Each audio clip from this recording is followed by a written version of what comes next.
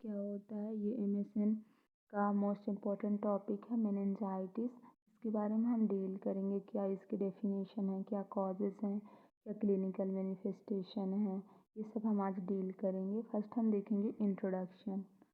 Meningitis is an inflammation of the meninges, the protective membranes that surround the brain and spinal cord. Meningitis जो होता है, meninges होता है, उसमें inflammation हो जाता है। मेनिंजिस क्या है, ये एक प्रोटेक्टिव मेम्ब्रेन है जो ब्रेन और स्पाइनल कॉर्ड के सराउंड में होता है, जिसे हम बोलते हैं मेनिंजिस। ठीक है, अब हम देखते हैं definition. Meningitis is an inflammation of the durameter, pyometer and the arachnoid meter surrounding the brain and spinal cord. Meningitis क्या होता है, इन्फ्लामेशन हो जाता है ड्यूरामीटर, पायोमीटर और आर्कनॉइड मीटर में, जो ब्रेन और स्पाइनल कॉर्ड के सराउंडिंग में होता है, उसमें मेनिंजिस लेयर में, जिसमें बताई थी मेनिंजिस में इन्फ्लामेशन हो जाता है, जिसे हम बोलते हैं मेनिंजाइटिस। ठीक है, अब हम देखते हैं इटियोलॉजी हम देखते हैं कि क्या क्या इटियोलॉजी है जिसकी वजह से मेनिंजाइटिस पेशेंट को होता है। फर्स्ट है इकोलाई, फिर है HIV, ह्यूमन इम्यूनो वायरस की वजह से, स्ट्रेप्टोकोकस की वजह से भी हो सकता है, लंबर पंचर की वजह से होता है, ट्रॉमा थ्रू द ब्रेन, अगर ब्रेन में कोई इसी प्रकार का ट्रॉमा हुआ है, साइनोसाइटिस, अगर उसके साइनस में इन्फ्लेमेशन हुआ है, हाइपरमिया क्या होता है, इसमें ब्लड वेसल्स में बहुत ज़्यादा ब्लड हो जाता है, वो बहुत ज़्यादा अमाउंट में बॉडी के ऑर्गन्स और टिश्यूज़ में ब्लड सप्लाई करने लग जाता है, जिसे हम बोलते हैं हाइपरमिया। ठीक है, अब हम देखते हैं पैथोफिजियोलॉजी, कैसे कैसे कॉज होता है मेनिंजाइटिस। फर्स्ट होता है due to etiological factor, etiological factor के कारण, फिर जो भी इटियोलॉजिकल फैक्टर है वो ब्लड स्ट्रीम में जाएगा, ब्लड स्ट्रीम के थ्रू क्या होगा, वो जो भी ऑर्गेनिज्म है वो ब्रेन में पहुंच जाएगा। ब्रेन में पहुंचने के बाद क्या होगा, ब्रेन में इन्फेक्शन और इन्फ्लेमेशन होने लगेगा, जिससे जो इन्फेक्टेड CSF है,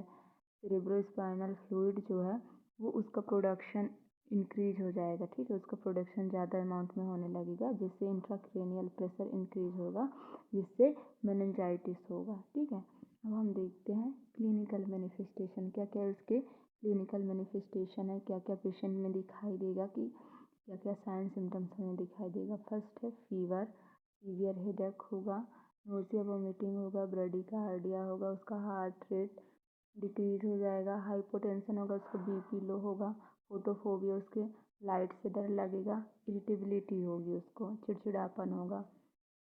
अब हम देखते हैं डायग्नोस्टिक इवैल्यूएशन। फर्स्ट हम हिस्ट्री कलेक्शन करेंगे कि पेशेंट की फैमिली में किसी को हुआ तो नहीं था, ये सब हम हिस्ट्री कलेक्शन करेंगे। फिजिकल एग्जामिनेशन करेंगे, रूटीन यूरिन एनालिसिस करेंगे, स्कल एक्सरे करेंगे, CT स्कैन करेंगे, MRI करेंगे, और analysis of CSF, cerebrospinal fluid को एनालाइज करेंगे, ब्लड कल्चर करेंगे। फिर हम देखते हैं मैनेजमेंट में मेडिकल मैनेजमेंट में देखेंगे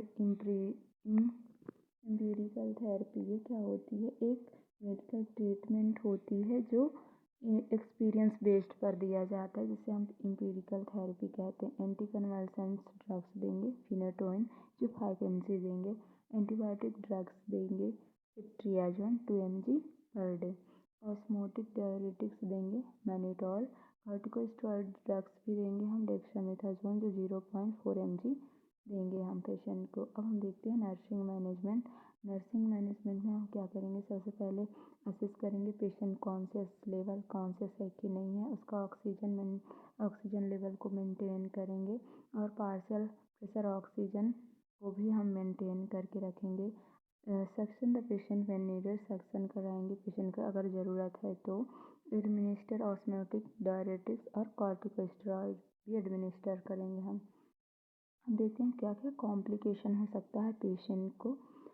हाइड्रोसेफेलस का मतलब होता है जो ब्रेन होता है उसमें वाटर फिल हो जाता है, फ्लूइड फिल हो जाता है, जिसे हम हाइड्रोसेफेलस कहते हैं। सेरेब्रल एब्सेस का मतलब होता है सेरेब्रल में बस फॉर्मेशन होने लग जाना, और डायबिटीज़ इंसिपिडस होगा। ठीक है, थैंक यू क्लास। अगर कोई भी डाउट है तो आप कमेंट बॉक्स में पूछ सकते हैं।